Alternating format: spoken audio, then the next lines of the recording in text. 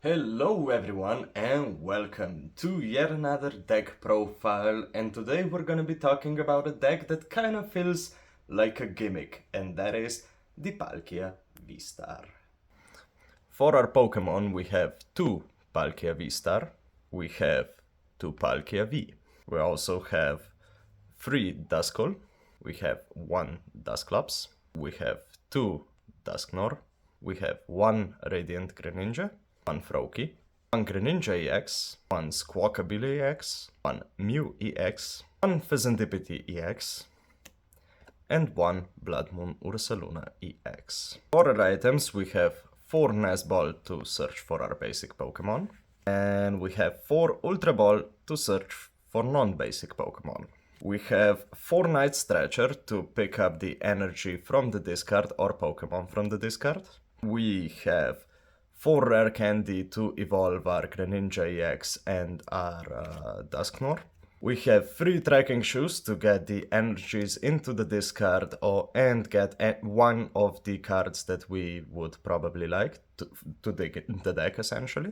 We have 2 Earthen Vessel to get the energies from the deck.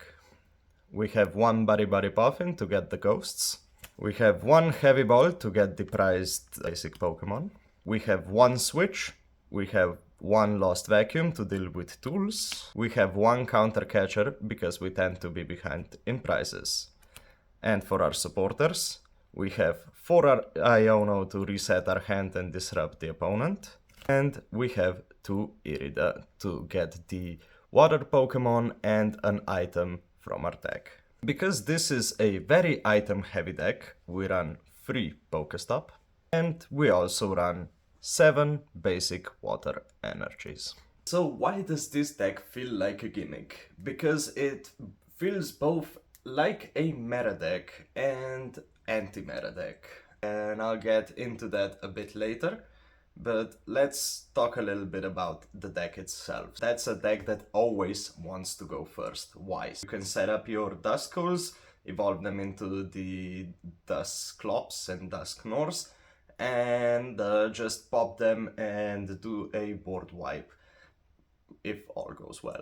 And because of that feature of the deck, it's very favored against decks like Charizard, where you go first, you set up everything, they start making a setup, and you just pop all your ghosts and wipe their entire board with it. And finish it off with, I don't know, let's say Radiant Greninja for 2 additional prizes, and that's it, and you just wipe the board in turn 2. Same goes with the Dragapult EX. Why?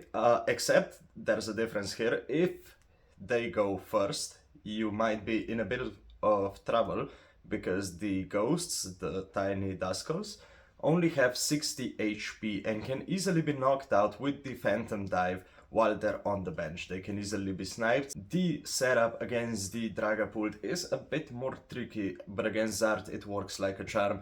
Trust me, I played Charizard in Dortmund, faced one Palkia exactly that build, and it just threw me off, and we were over 3 games in, I don't know, I think 5 minutes or something like that. Another one that's also feels very favored, at least in my opinion, is the Terapagos EX. Why? Because you need to set up the Greninja EX, the attacker that's mostly viable in this specific matchup, because you hit for weakness against the Terapagos and all the other chunky 2-prizers that Terapagos deck tends to have. And you can easily take 4 prizes in a turn, or even 6 prizes if you pop your ghosts like you should. And it can also be a very quick board wipe on this end as well. And I would also like to mention one of the matchups that is not so easy, because now it feels like this deck is amazing and it works every time. Well, unfortunately it doesn't. One of the more difficult matchups that I have faced using the Palkia Vstar is the Raging Bolt EX. Why? Because if they play Charms, they are out of reach for any of our attackers, essentially, because the maximum damage output of Palkia Vstar is, if I recall correctly, 260, which is not enough to KO the Charmed Raging Bolt. And the same goes for Ursaluna, which hits for 240. If they don't play Charms, it's a bit easier, but still very tricky matchup. And our Pokemon also have a relatively low HP, everything is within 4 energies for the knockouts. That's definitely a very difficult matchup. Another one that I would say is very difficult is the Miraidon or Iron Thorns especially, but mostly Miraidon, because Palkia is weak to lightning, and everyone hits you for weakness, and it's kind of painful. And even more so is difficult the matchup against Iron Thorns, because you can't use the Vstar ability because of the Iron Thorns, and they hit you for weakness, and it can be over really fast. It's a very difficult matchup, and I am yet to figure out how to navigate around it. I didn't get a chance to meet that much of them on the ladder, but anyone that I did beat me like almost instantly. Those are two very difficult matchups, but for the setup decks, Palkia Vstar is amazing. You can board wipe, and that's, in my opinion, really cool. That's why it kind of feels like a gimmick. And back to the question from the beginning, why does it feel like a gimmick? Why is it meta and anti-meta at the same time?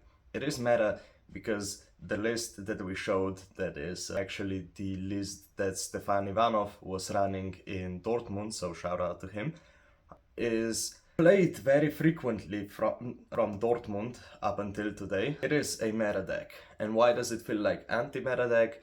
Because it knocks out and board wipes most of the meta decks, anyone that has anything remotely similar to a setup, like I mentioned before, the Charizards, the Dragapults, and the Terapagos. Yeah, hope you liked the video, and don't forget to like and subscribe.